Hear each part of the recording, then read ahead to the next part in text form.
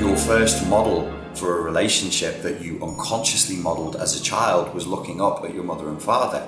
This is how people love each other. This is how people are in a relationship. If that was manipulative, violent, excessively aggressive, or abusive in any way, then at the deepest levels you've internalized that is what love is. You expect love to be painful, you expect love to be dramatic.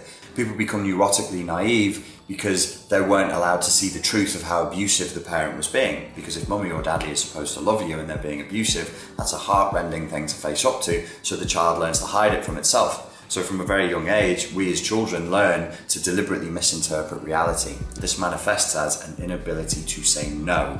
I wish I knew this. I wish I knew this 4 years ago. There are certain red flags that you need to watch out for in abusive personalities, particularly people with malignant narcissistic personality disorder. Number one for me, the most important one, is do their communications make you feel unsure of yourself? This is something that you should be aware of. Trust your instincts, trust your intuition. How does that person make you feel in the moment? My next big red flag is, are they too good to be true?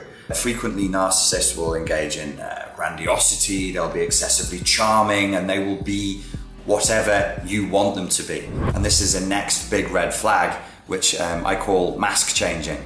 Are they everything they need to be to every person? If so, this is a big red flag. Another thing to look out for is, are they engaging frequently in patterns of reframing, which is also known as gaslighting?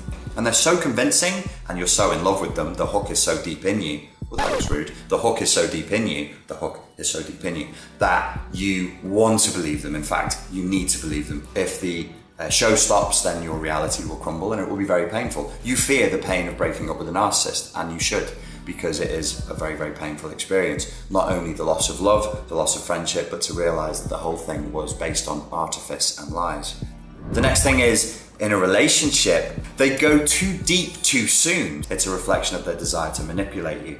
Or you can actually ask the question, is there any area of your life in which you need to grow or change? If you get a rage response, an extremely artificial response, or a shutdown response, these are not good signs. It's highly likely that you're dealing with somebody who has at least a touch of narcissistic personality disorder.